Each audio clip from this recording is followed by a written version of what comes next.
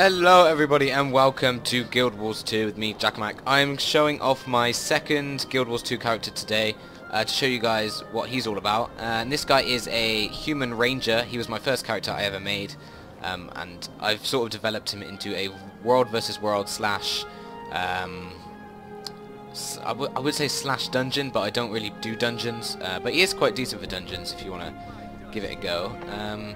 So I guess I should start as usual with my traits, so let's go ahead and look into here. I've got marksmanship 6, skirmishing 6 and nature magic 6, so it's actually the same as my elementalist builds, which is pretty weird, which is 66020. So yeah, I'll start with the traits then. I've got predator's instincts, which applies cripple to foes you hit when they are below the health threshold, and that's 50%, so that is pretty good. Because that means that, you know, that halves their movement speed and stops them from getting away in like world versus world if you're roaming or whatever. This is more of a Zerg build, I would have thought, though. So Eagle Eye, this increases your longbow and harpoon gun range, and it's also increased by 5% on the damage side. And obviously this guy is Greatsword and Longbow. So read the wind. This is my longbow and harpoon projectile velocity is increased.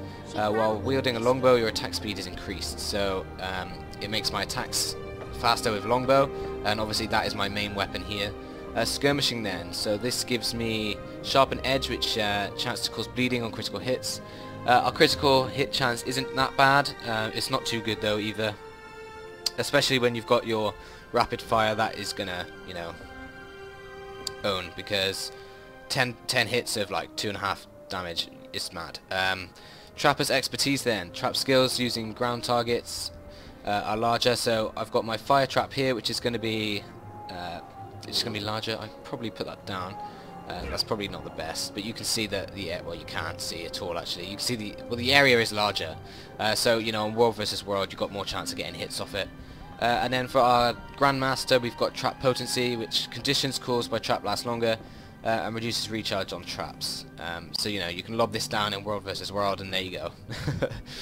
But yeah, onto nature magic then. We've got Healing Spring, which creates a healing spring that also removes conditions for you and your allies, which is good for if you're zerging in world versus world. So that's that.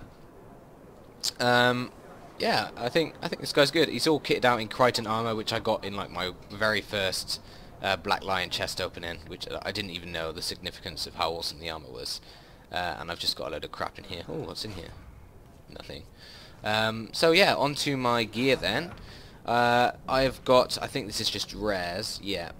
So I've just got rare full assassin armor, which just gives me precision and this guy's different. Oh yeah, this is because I got an ascended thing in a chest, and I'm wearing that now. So it's not actually full assassin. I didn't actually realise that. So we've got power, precision. It's pretty much. It's close enough. But there we go. So we've got that. So it's all assassins, and we've got superior runes of Grenth, just because they are cheap and they do a little bit. So obviously, you know, it increases my condition damage. Probably not the best runes you could have for this class, but this guy's more for world versus world, so zerging especially.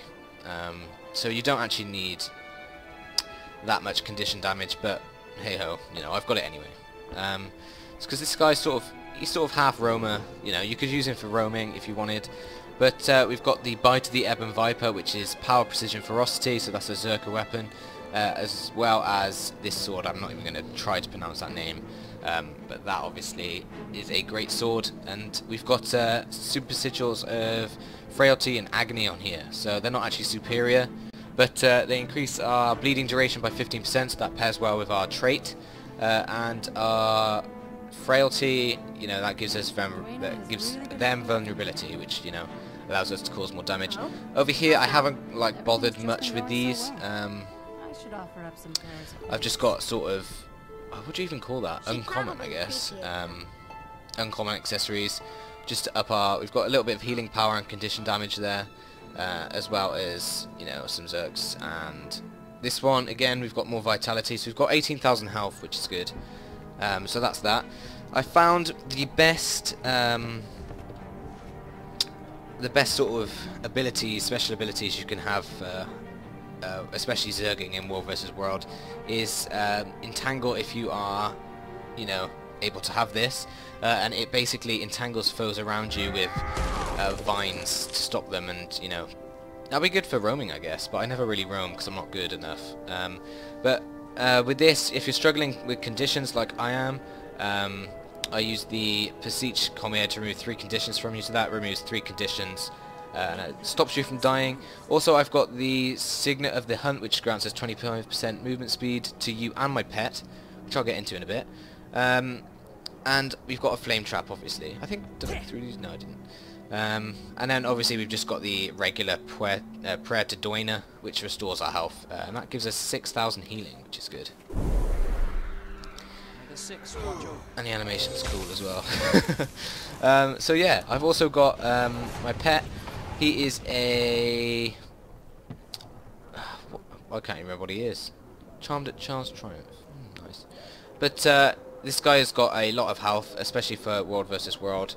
I'm not sure he has that much in World vs. World, but 50,000 health, which is just ridiculous. And then, you know, I can use this guy to go out. He's not really used that much in my build because I haven't obviously got the traits for Beast Mastery, which, you know, you could probably put some into that if you wanted, but I just find that this build works for me, like I did with the last one. I do think this guy looks quite cool though. I've swapped out the Crichton hat for like a privateer one, I think it is, just because I think it looks cooler. And I've also gone for like just a normal bow style, and if I switch to my Greatsword, you can see that that sort of fits in with the style as well.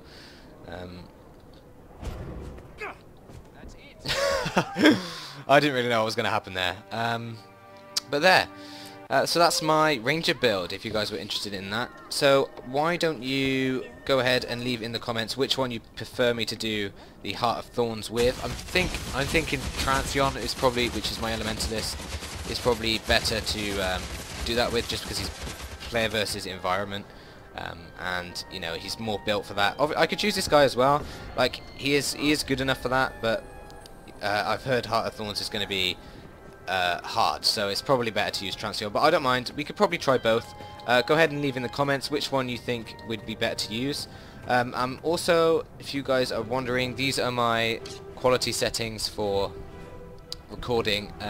Usually I can play at super sample and ultra everything, but I've actually, obviously you got to put it down because it actually, when you're recording, it drops some of your frame rate a little bit.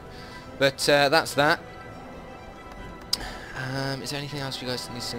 Not really. I'm not going to show my custom controls because you're probably not interested in that. But there you go. So those are my Guild Wars 2 characters. I'm going to be doing the Heart of Thorns update when it comes out, recording that and making it super, you know, super entertaining as always. But yeah, thank you for watching. Please like, subscribe. Any feedback or anything you want to recommend, lob that in the description, well, in the comments for me, and I will see you next time. Bye bye.